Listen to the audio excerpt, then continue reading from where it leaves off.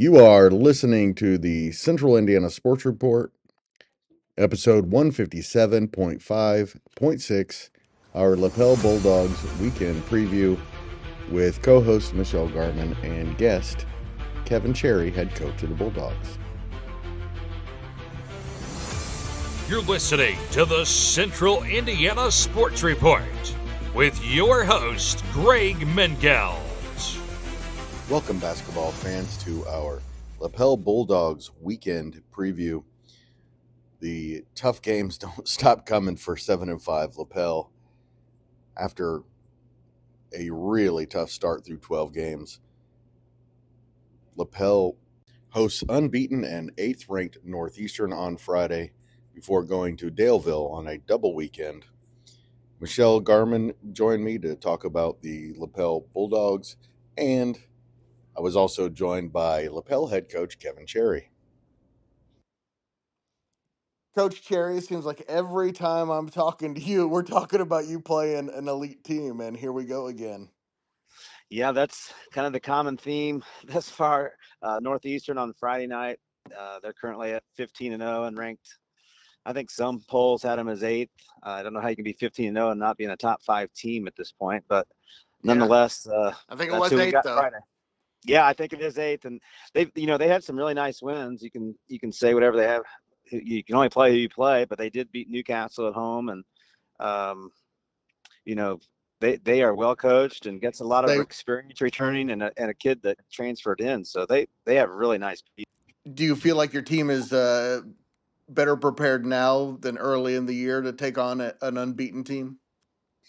Well, I hope so. We over Christmas break, I think I had mentioned to you that I was excited that we thought we had found some things over the holiday break, and I was excited to see how they might look in the second half. And thus far, I've been really happy. We were finally able to develop some consistent depth at our 6, 7, 8 positions. So I really feel comfortable with any one of those guys that we can put out there to be competitive. We have some sophomores too, specifically in Quaid Hall and Owen Garber, who have been able to give us tremendous minutes at the varsity level.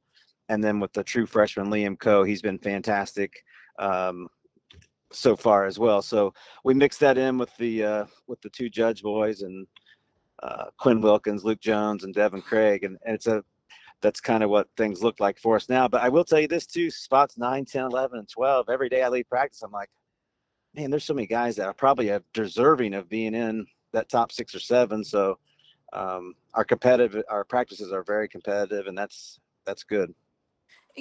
Kevin, you're now entering a point in the season though where you are going to play 11 games in basically a month and a half. That's not going to leave you a lot of days for um, practice. I guess. How do you manage that this month and a half as far as practices and legs and everything like that? Because I know you also play a lot of back-to-back games. Well, we do start to tone down the length of our practices at this point in the season to try to help some of that.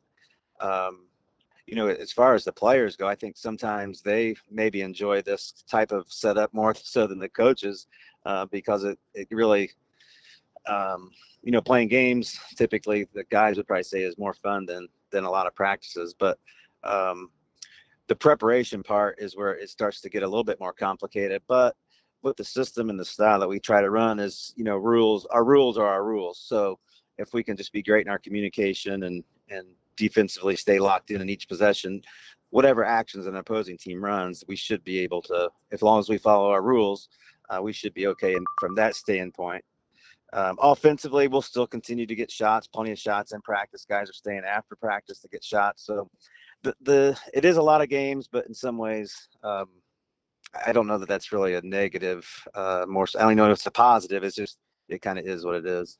Well, I know you host Northeastern on Friday, and that'll be a tough test. And then you go to Daleville on Saturday. I know the Broncos are not necessarily world beaters or anything, but uh, are you concerned, like if you have a big emotional game on Friday and everything, that how do you keep the kids focused on not on that trip to Daleville and make them realize, well, no, that just because their record is down or whatever, what that's not an easy night.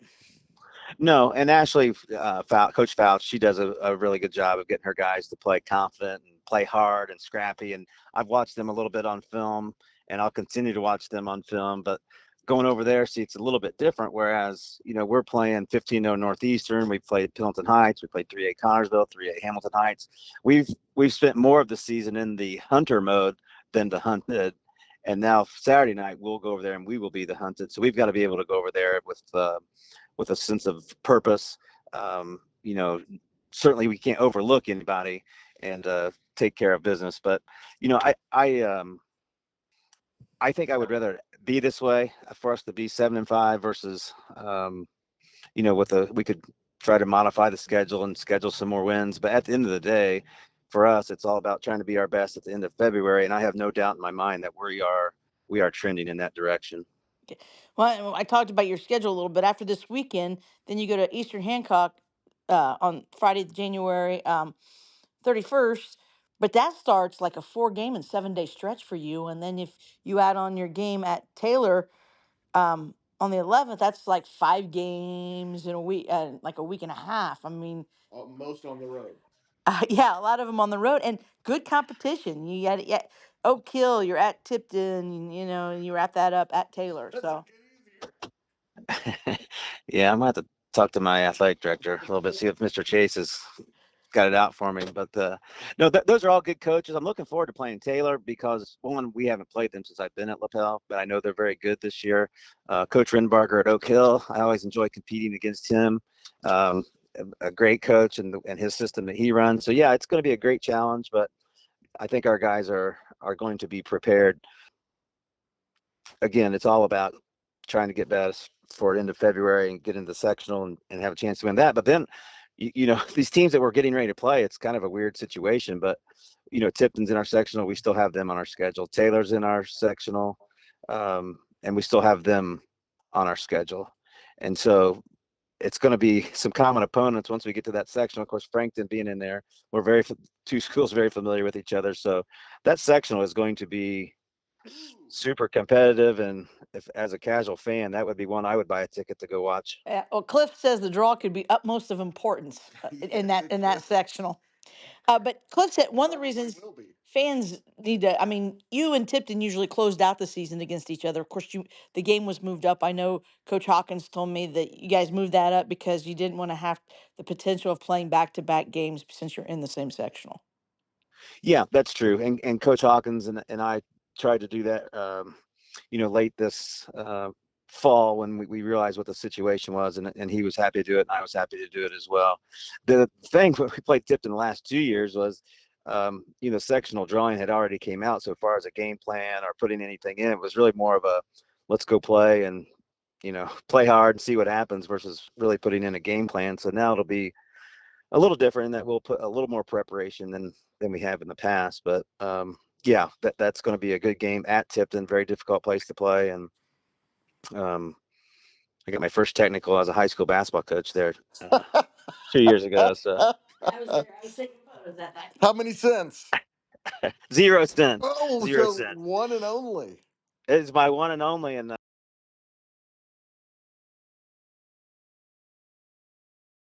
Thanks to Michelle Garmon and Coach Cherry for joining the Central Indiana Sports Report.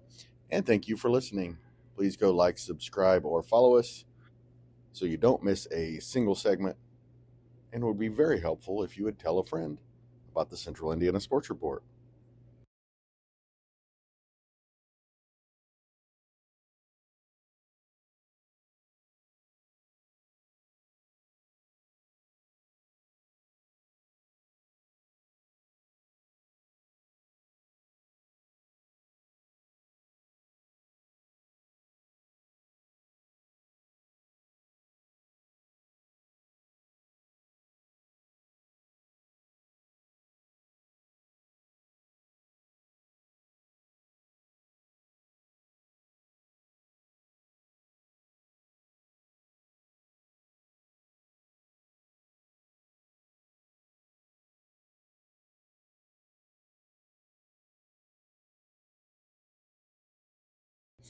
The Central Indiana Sports Report is a product of ITG Media and Arlo Sushi.